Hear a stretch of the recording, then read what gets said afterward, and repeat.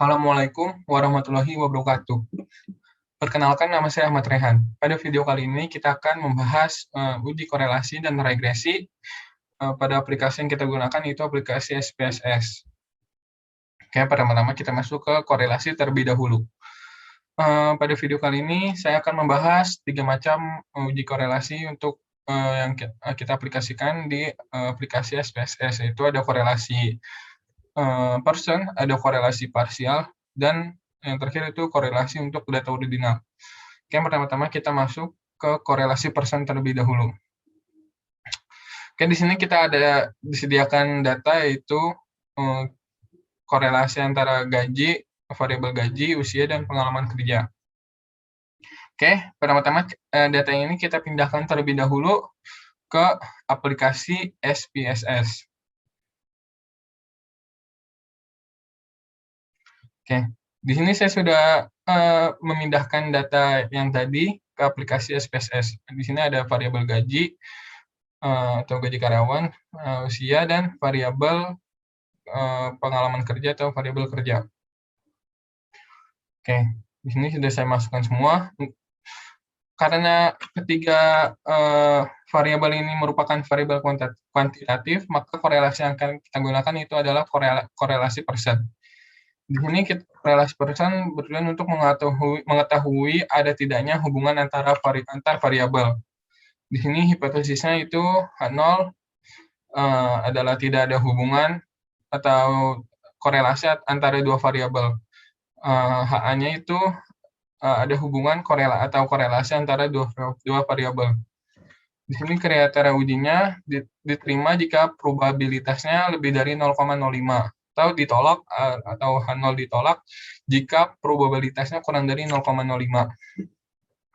Oke, untuk mengujinya di sini kita arahkan kursor kita ke arah analyze, lalu kita klik, lalu kita arahkan ke correlate atau di sini langsung kita klik bivariate. Oke, karena yang akan kita uji adalah korelasi persen, maka di sini kita centangin atau kita klik di sini persen. Lalu kita masukkan variabelnya, tiga-tiganya, gaji karyawan, usia, dan pengalaman kerja. Lalu kita di sini klik OK.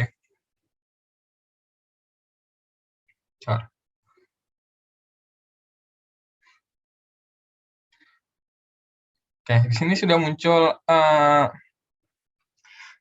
data korelasinya, angka-angka korelasinya. Di sini kita langsung analisis saja. Di sini karena semua angka probabilitas adalah 0,00, maka artinya di sini H0 ditolak, artinya semua variabel memang secara nyata berkorelasi. Pada output di atas nilainya semuanya itu 75, artinya semua data diproses dan tidak ada yang hilang atau missing.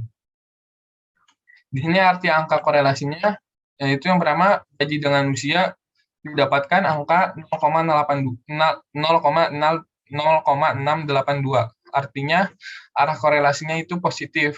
Artinya semakin tinggi usia, semakin besar gajinya, dan sebaliknya. Karena besar korelasinya 0,0682 lebih dari 0,5, artinya variabel usia berkorelasi kuat dengan variabel gaji. Ya, selanjutnya itu ada di sini ada korelasi gaji dengan pengalaman kerja, yaitu di sini didapatkan angka gaji dengan pengalaman kerja di situ 0,730. Artinya di sini korelasinya positif. Artinya semakin tinggi pengalaman kerja, semakin besar juga gaji karyawannya. Artinya di sini karena 0,730 lebih dari 0,5, berarti variabel antara gaji karyawan dengan pengalaman kerja itu berkorelasi kuat. Oke, yang terakhir ada usia dengan pengalaman kerja. Di sini didapatkan angka 0,438. Artinya karena di sini 0,438, artinya variabel pengalaman kerja dengan usia berkorelasi cukup kuat atau sedang. Oke, yang kedua di sini kita masuk ke korelasi parsial. Tujuan korelasi parsial itu memasukkan satu variabel tambahan yang berfungsi sebagai pengontrol dari dua variabel yang berkorelasi terlebih dahulu. Oke, data yang diolah bisa kualitatif atau kuantitatif yang masing-masing mempunyai korelasi sendiri-sendiri. Oke, di sini kasus yang kita akan uji coba yaitu sama seperti tadi datanya, bedanya di sini kita pengalaman kerja kita jadikan atau berfungsi sebagai variable control. Oke, sebentar. Langsung saja seperti tadi, data yang tadi kita masukkan ke SPSS. Di sini datanya sudah saya masukkan ke SPSS. Nah, di sini untuk menguji coba korelasi parsial adalah yang pertama kita klik analyze lagi, lalu kita arahkan ke correlate. Nah, di sini ada parsial, kita klik parsial karena kita akan uji korelasi parsial. Oke. Oke, karena di sini tadi pengalaman kerja kita jadikan sebagai variable control, maka ini kita masukkan variable control. Ini gaji karyawannya kita masukkan ke variable. Oke, ini bootstrap-nya saya atur secara default. Oke, lalu di sini kita langsung saja klik OK. Nah, di sini sudah muncul data dari korelasi parsial yang tadi kita lakukan. Outputnya sudah keluar. Di sini hipotesis H0-nya itu tidak ada hubungan atau korelasi antara dua variabel. HA-nya ada hubungan atau korelasi antara dua variabel.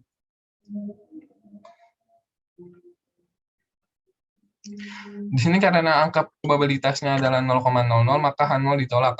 Artinya variabel gaji dengan usia yang dikontrol dengan variabel pengalaman kerja saling berkorelasi. Di sini sudah kelihatan. Dibandingkan dengan korelasi antara gaji dengan usia tanpa pengontrol, seperti kasus sebelumnya, sebesar 0,682. Dengan adanya pengontrol variabel pengalaman kerja, maka besar korelasi turun menjadi 0,590 dengan arah korelasinya positif. Artinya semakin tinggi pengalaman kerja seorang karyawan, jika usianya bertambah, maka ada kecenderungan gaji karyawan tersebut akan semakin meningkat. Demikian sebaliknya. Yang ketiga itu korelasi untuk data ordinal. Di sini tujuannya untuk penghitungan korelasi menggunakan korelasi Superman dan Kendall, di mana syarat semua variabel harus ordinal, atau isi variabel berjenjang seperti sangat baik, baik, kurang baik, dan tidak baik. Untuk datanya bisa data kuantitatif atau kualitatif, yang masing-masing mempunyai ukuran korelasinya sendiri-sendiri. Di sini ada contoh kasusnya.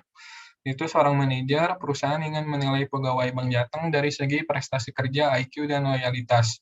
Ini ada variabel prestasi kerja, nilainya itu ada 1 sangat baik, dan seterusnya. Ada variabel IQ, nilainya 1 sangat cerdas, dan seterusnya. Ada variabel loyalitas, nilainya 1 sangat loyal, dan seterusnya. Nah, di sini sudah disediakan datanya. Lalu data tersebut atau data ini kita pindahkan ke aplikasi SPSS.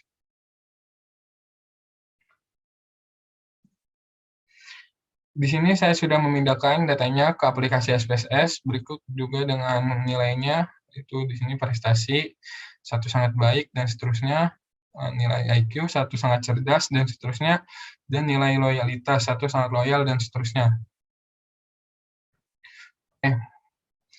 Di sini karena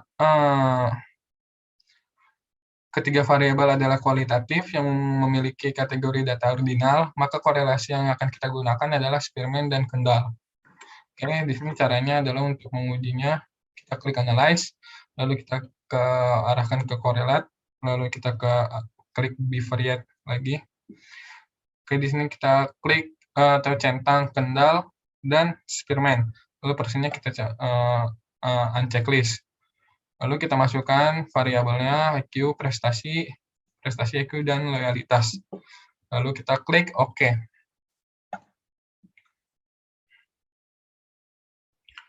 Nah, di sini sudah keluar datanya atau outputnya. Di sini analisisnya yaitu Korelasi antara prestasi dengan loyalitas adalah positif, atau artinya semakin tinggi tingkat loyalitas seorang pegawai, maka prestasinya cenderung semakin bagus. Demikian pula sebaliknya, semakin tidak loyal, semakin tidak berprestasi karyawan tersebut. Namun angka korelasinya itu 0,299 yang jauh dari 0,5 menunjukkan lemahnya hubungan kedua variabel tersebut. Kedua, korelasi antara prestasi dengan IQ adalah negatif, atau semakin tinggi IQ seorang pegawai, maka prestasinya cenderung semakin jelek, demikian pula sebaliknya. Namun angka korelasinya yaitu sebesar 0,015, yang jauh dari 0,5 menunjukkan sangat lemahnya hubungan kedua variabel tersebut. Yang ketiga, korelasi IQ dengan loyalitas adalah positif. Artinya semakin tinggi IQ karyawan tersebut, semakin loyal karyawan tersebut. Demikian pula sebaliknya. Namun angka korelasinya yaitu 0,072, yang jauh dari angka 0,5, menunjukkan sangat lemahnya hubungan antara variabel loyalitas dengan IQ. Lalu untuk analisis signifikan dari korelasi tersebut, yang pertama itu korelasi antara prestasi dengan loyalitas adalah signifikan. Karena nilai probabilitasnya 0,05 kurang dari 0,05. Yang berarti adanya hubungan yang benar-benar signifikan antara prestasi dan loyalitas seorang pegawai. Yang kedua, korelasi antara IQ dengan loyalitas adalah tidak signifikan. Karena nilai probabilitasnya 0,508 lebih dari 0,05, yang berarti antara IQ dengan loyalitas tidak ada hubungannya. Yang ketiga, korelasi antara prestasi dengan IQ adalah tidak signifikan, karena nilai signifikannya 0,893, lebih dari 0,05, yang berarti antara IQ dengan prestasi tidak ada hubungan sama sekali. Oke, selanjutnya kita masuk ke pembahasan kedua, yaitu regresi. Di sini regresi bertujuan untuk memprediksi besar variabel terikat dengan menggunakan variabel bebas yang sudah diketahui besarannya. Di sini pada dasarnya tahapan penyusunan model regresi meliputi menentukan variabel bebas dan variabel terikatnya, menentukan metode pembuatan model regresi, terus melihat ada tidaknya data yang outlier atau ekstrim, menguji asumsi klasik, yaitu asumsi klasik termasuk uji heteroskedastisitas, multikolinearitas, uji normalitas, dan uji autokorelasi. Juga meliputi menguji signifikansi model, uji T, uji F, dan lain-lain, dan interpretasi model regresi. Oke, langsung saja kita masuk ke contoh kasusnya atau studi kasusnya. Di sini contoh kasusnya manajer PT STIE ingin mengetahui apakah kegiatan yang menunjang penjualan perusahaannya selama ini, yaitu iklan di koran, iklan di radio, jumlah outlet, jumlah salesman itu berpengaruh terhadap penjualan roti. Di sini variabel-variabelnya atau nama-nama variabelnya sudah tersedia dan data-datanya juga sudah disediakan. Di sini variabel terikatnya yaitu sales atau hasil penjualan, dan sisanya seperti iklan koran, iklan radio, outlet, dan salesman itu merupakan variabel bebasnya. Oke, langsung saja data-data ini kita pindahkan ke aplikasi SPSS. Oke, di sini saya sudah memindahkan data-data yang tadi ke aplikasi SPSS, dan juga di sini bisa dilihat variabel view-nya. Oke, selanjutnya langsung saja kita analisis data ini dengan regresi. Lalu ini kita klik analyze, lalu kita arahkan ke regression, lalu klik linear. Ini karena variabel terikatnya itu sales atau hasil penjualan, kita masukkan ke bagian dependen, dan sisanya iklan koran, iklan radio sebagai variabel bebasnya. Oke, karena di sini kita belum masuk ke uji asumsi klasik, pengaturannya kita atur saja secara default, artinya belum ada yang di checklist. Dan pada plotnya juga masih kosong atau masih belum ada yang diatur. Langsung saja kita klik OK. Nah, di sini sudah terlihat outputnya atau nilai-nilainya. Langsung saja kita analisis. Di sini angka R sebesar 0,809 menunjukkan bahwa relasi atau hubungan antara hasil jual atau hasil penjualan dengan 4 variabel bebasnya adalah kuat. Definisi kuat di sini karena angkanya itu di atas 0,5. Lalu angka R square-nya atau koefisien determinasinya adalah 0,755 yang berasal dari 0,869 kali 0,869. Namun untuk jumlah variabel bebasnya karena di sini lebih dari 2, kita lebih baik menggunakan angka dari adjusted R square-nya yaitu 0,716. Hal ini berarti 71,6% variasi dari hasil penjualan bisa dijelaskan oleh variasi dari keempat variabel bebas. Sedangkan sisanya sebesar 28,4% atau 100% kurang 71,6% itu dipengaruhi dari faktor-faktor lain. Lalu di sini SII-nya atau Standard Error of Estimate itu di sini 41,58 atau artinya itu 41,58 juta per bulan. Di sini makin kecil SII-nya akan membuat model regresi semakin tepat dalam memprediksi variabel terikat. Lalu di sini analisis pada uji ANOVA-nya atau UJF-nya di sini didapatkan F hitung sebesar 19,298 dengan nilai probabilitas yaitu 0,00. Artinya 0,00 itu kan kurang dari 0,05.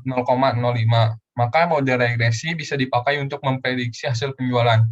Atau bisa dikatakan bahwa iklan di koran, iklan di radio, jumlah outlet, dan jumlah salesman secara bersama-sama berpengaruh terhadap hasil penjualan.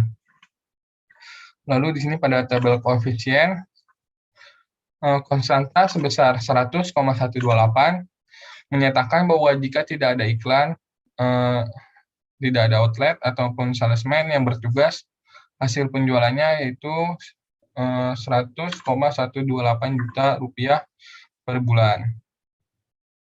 Lalu di sini koefisien regresinya yaitu koefisien regresi dari iklan koran yaitu 10,913.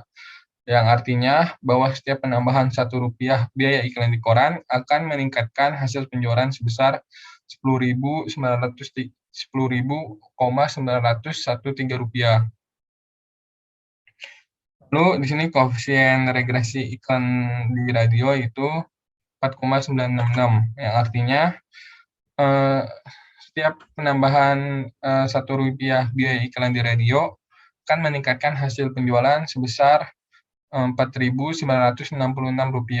Lalu di sini pada koefisien regresi di outletnya itu minus 13,275, yang artinya bahwa setiap penambahan 1 unit outlet akan mengurangi hasil penjualan sebesar Rp13.275.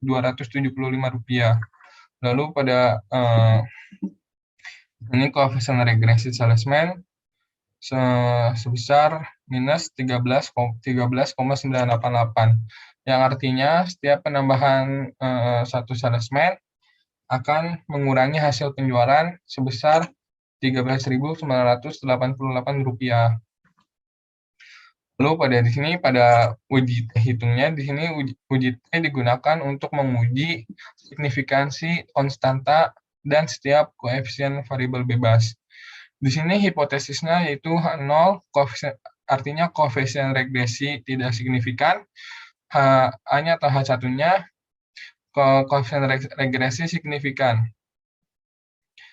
Lalu kriteria ujinya, H0 diterima jika nilai probabilitasnya lebih dari 0,05, sebaliknya H0 ditolak jika nilai probabilitasnya kurang dari 0,05.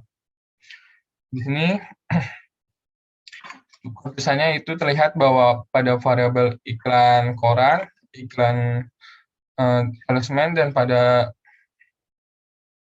kolom signifikan itu nilai signifikan probabilitasnya kurang dari 0,05, sehingga H0 ditolak. Artinya koefisien regresi dari ketiga variabel tersebut signifikan atau ketiganya memang mempengaruhi hasil penjualan.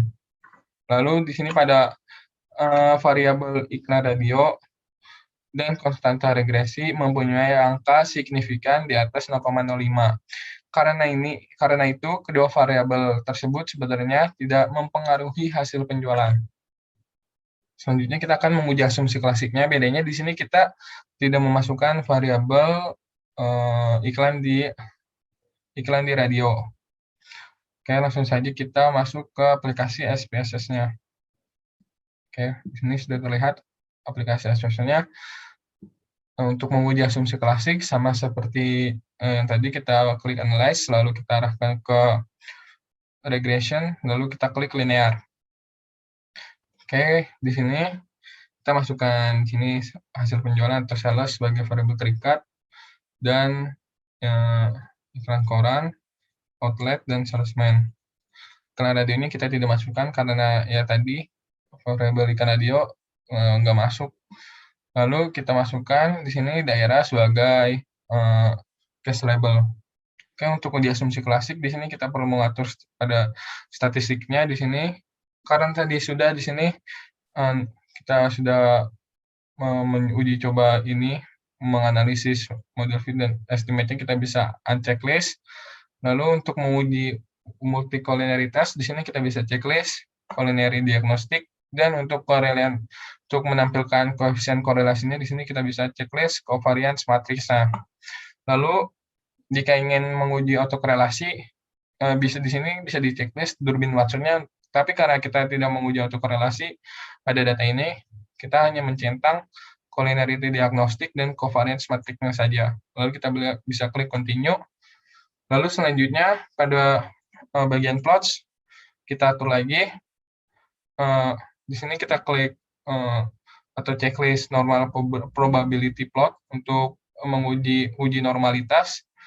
Lalu di sini pada bagian Z-rate-nya kita masukin ke bagian X, dan SRSC kita masukin ke bagian Y untuk uji scatter plot pada heteroskedasticitas. Oke, langsung kita klik continue. Oke, selanjutnya kita bisa langsung klik OK saja.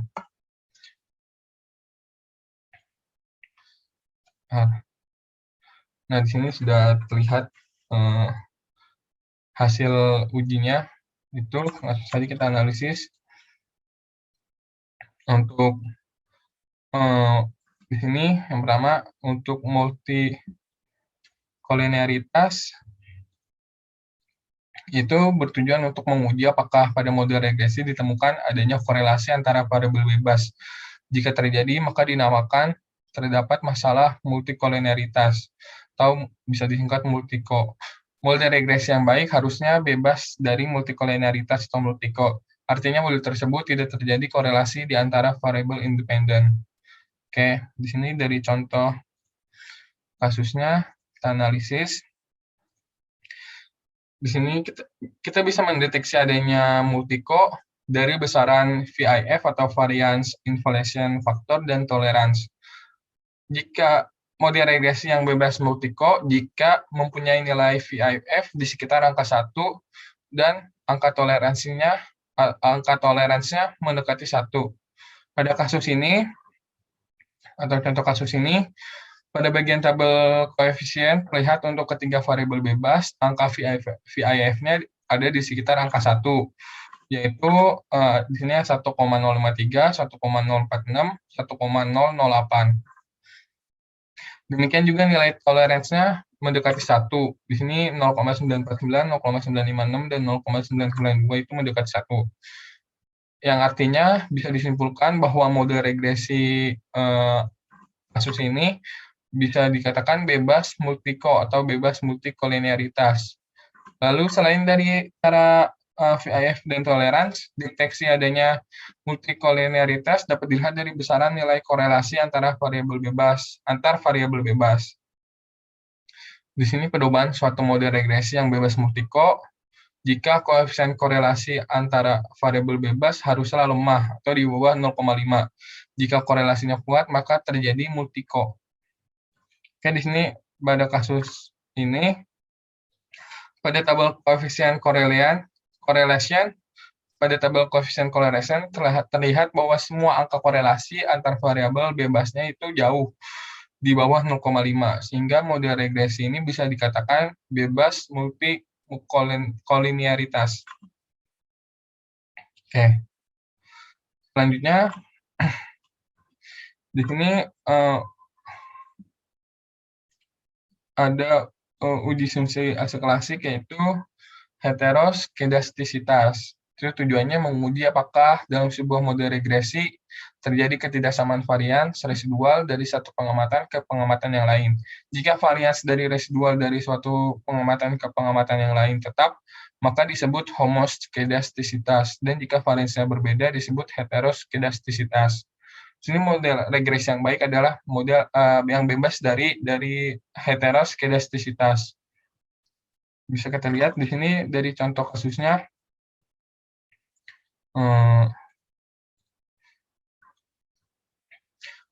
Untuk mendeteksi heteroskedastisitas itu dengan melihat ada tidaknya pola tertentu pada grafik di atas atau pada grafik kasus ini, di mana sumbu X adalah Y yang telah diprediksi dan sumbu Y adalah residual dari Y prediksi kurang Y sesungguhnya yang telah di-studentize. Dan saat pengambilan keputusannya, jika ada pola tertentu seperti titik-titik yang ada membentuk suatu pola yang teratur seperti bergelombang, melebar, kemudian menyempit, maka terjadi heteroskedastisitas.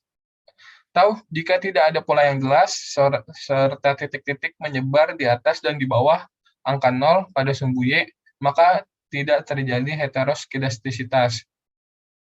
Pada grafik dari contoh kasus ini, terlihat titik-titik menyebar secara acak, tidak membentuk sebuah pola tertentu yang jelas, serta tersebar baik di atas maupun di bawah angka 0 pada sumbu Y. Hal ini berarti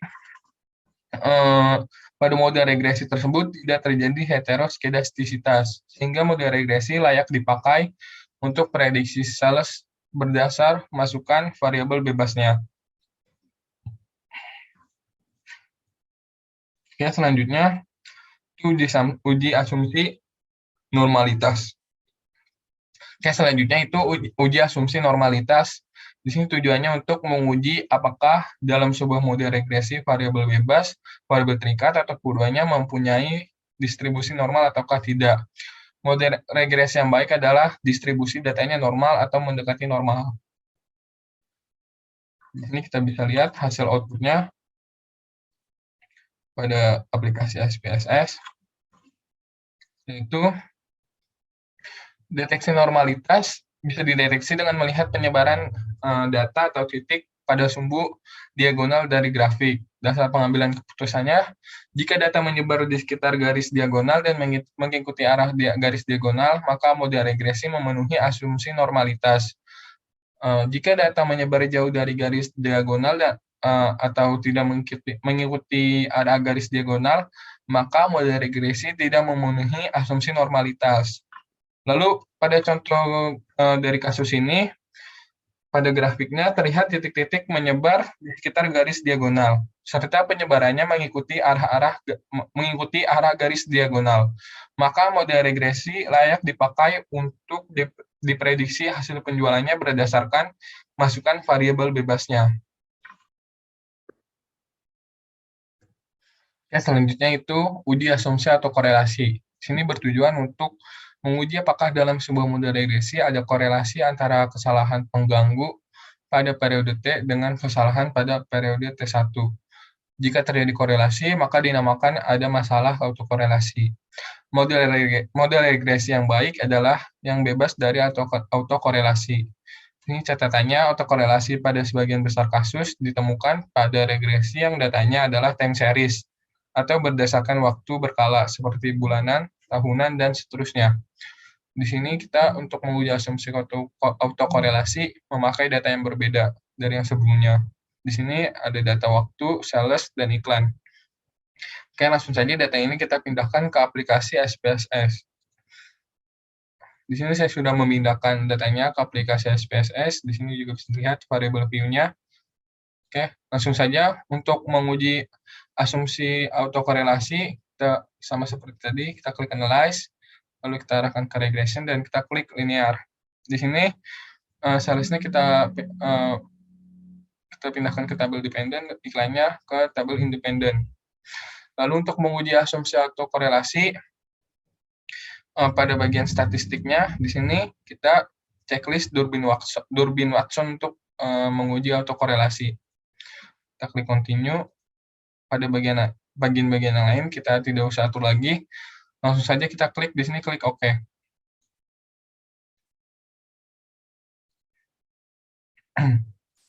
Nah, di sini sudah terlihat untuk menganalisis uji asumsi autokorelasi, kita bisa melihat pada tabel model Sumari B. Langsung saja kita analisis.